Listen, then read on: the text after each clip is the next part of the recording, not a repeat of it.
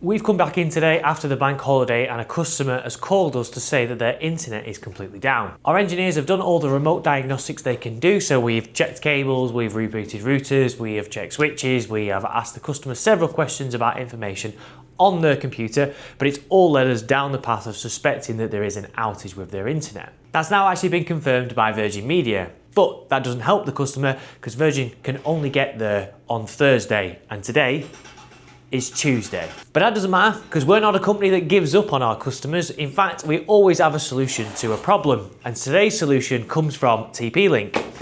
They've actually sent us out one of their brand spanking new Armada cloud managed routers, and it's going to help our customer today because it actually includes a 4G as a WAN.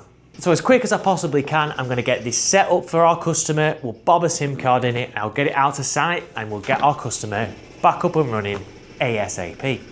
Let's get started. The router that's been sent to us by TP-Link is an AX3000. Now there is so much more that this router can do than just provide us a 4G connection, but that's basically all we need from it today. So let's get it unboxed, get it on this desk. I'll set it up with my laptop with the SIM card, and then we'll ship it out to site so that they can get back up and running.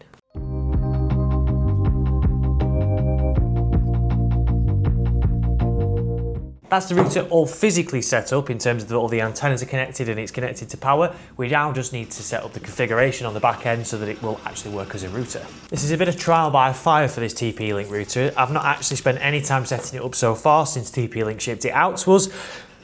But it's got to do a job today, which is to save our customers bacon. That's the hardware of the TP-Link router all set up and ready to go. The thing we need to do now is set up the configuration on the back end so the 4G works and the router can be taken over to the site. So we need to dive into the configuration. First thing it's going to ask me to do is to create a username and password. Next, it's going to try and start guiding us through the quick start setup. It's detected that SIM1 is a Vodafone SIM card, so that's great. It knows that's all activated. There's nothing in the SIM2 tray, so that's just showing non-activated, and I can ignore the other WANs for WAN 1 and WAN 2 because we've not got any kind of physical connections coming from any fibre to the premises or anything like that. It comes with a standard kind of Wi-Fi template, so I'm just going to call that the customer's name, and I'll take a picture of that on my phone so when I get to site at least I've got the details of that. Wants to run a test on the internet connection, so let it go through and do all that. That's come back and said it's completed. It's tested the internet, and you can see that the Vodafone SIM card that we've loaded, thanks to River Technologies, the Vodafone SIM card that we've put in is now all working fine. Because we're swapping this router out for a customer that's already got an existing router in, I'm just going to change the address pool for DHCP so that it matches what they've currently got, and that'll just mean that if any devices are statically assigned on site, like printers, phone systems, anything like that, it should all just work. At the end of the day, the 4G connection that we're putting in for them today is completely temporary, and it's just until their ISP can get out on Thursday of this week to resolve an issue that they've got on that line. Which means that the final thing for me to do is to join this router to the controller, which means we'll be able to remotely manage the router from our office. We can probably see usage on the SIM card if it's using a huge amount of data, or we can see if the internet drops again for them and remotely diagnose a few bits and pieces. So I'm going to add it to the controller now. I'm going to go into System Tools and then Controller Settings, obviously accept the terms of the use, and we're going to paste in the URL, which is here. So I've created a TP-Link test site for this gear because it's just on loan to us currently. So inside that test site, I've got the Armada URL. I'll go back into the router, System Tools, Controller Settings. We can see this is all enabled. I'll paste in the key and will it save. I've added the URL for the cloud management. I've set up the device so it's ready to go. I just need to box it up now, get it over to the site. We can get them set up and running, and hopefully by the time I've got there, it's all provisioned on our cloud management platform. So let's get on the road.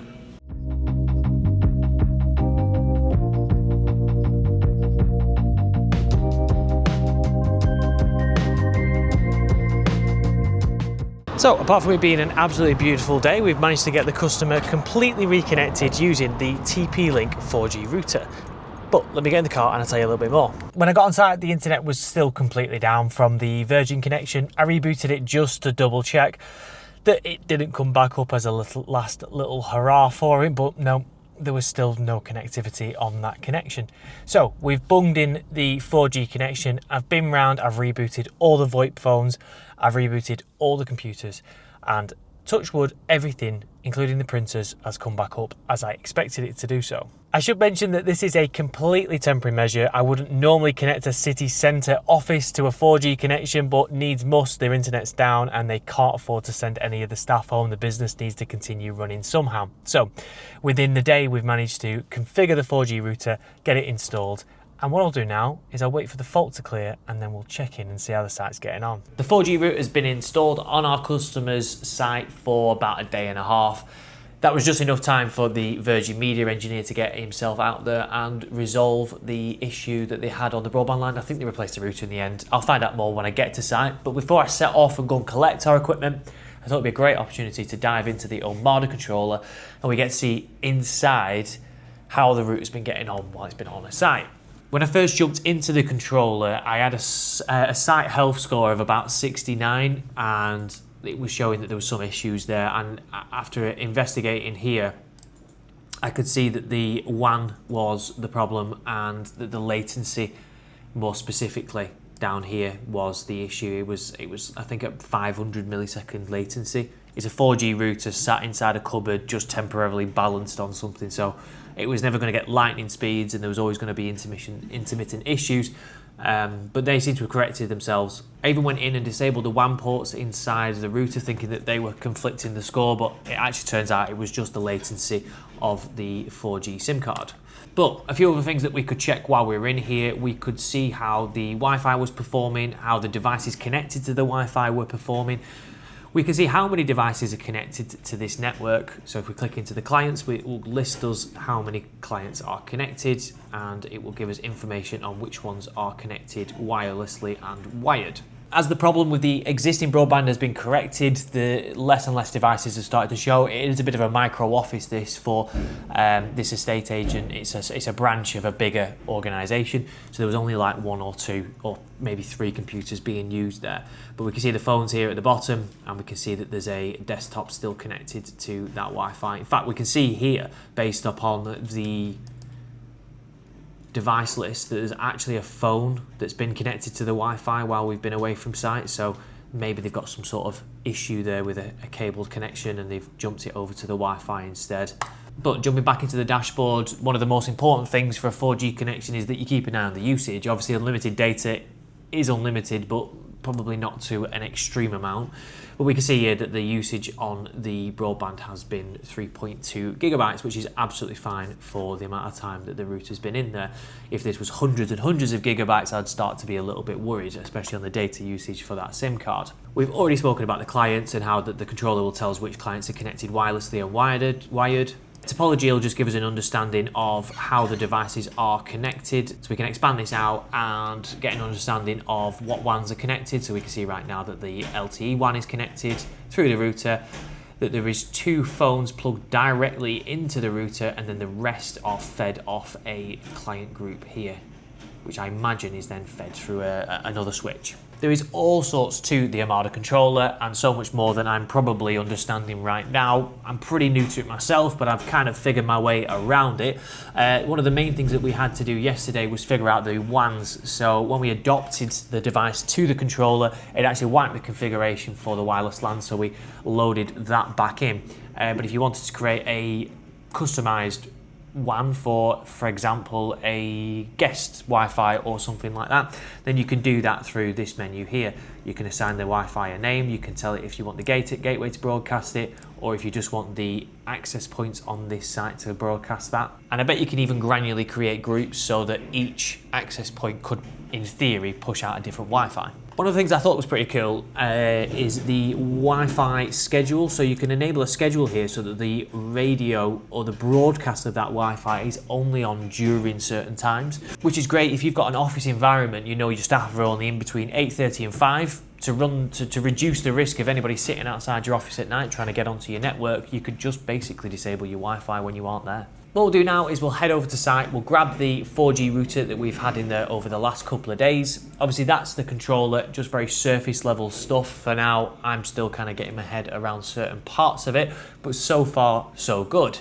Let's jump in the car, head over to site and grab our equipment so that we can bring it back here.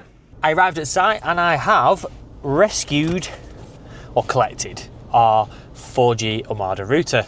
It's done its job absolutely brilliantly. I checked in with the site and they say that it saved them from not only having to send staff home, but also inquiries that came into the business probably would have just been completely lost had they not been in the branch to answer the phones. Maybe they could afford them to a mobile, but anyway, we'll take the wins where we get them. You might have seen on the Armada controller that we found one of the phones was actually connected over the Wi-Fi to the 4G router, which would probably cause another step of latency on top of the 4G connection. So he did say that some of the phone calls haven't been great, but I put that down to a faulty cable. We just switched a new cable out into the PoE injector for that phone, and absolutely perfect. If we flip that issue on its head, the customer would have been down for days while the Virgin Media, the broadband provider, came out to resolve the issue with the connection. They seemed a bit loose on the SLA agreement, so we weren't exactly sure how many days it would take them to get out. We thought Thursday, and today is the Thursday, which they should have fixed it by. A massive thanks to TP-Link for sending us out the 4G router. We've had it on test this week and it was called up. It was needed for a particular scenario, which is great. We've managed to use it in the real world. Thanks to River Technologies, they provided the SIM card to us.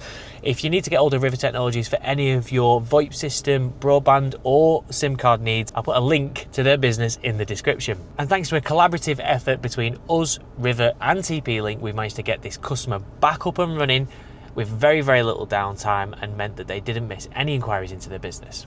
Hope you've enjoyed this video. If you have, hit that like button, hit that subscribe button, and I'll catch you guys in the next one. Bye.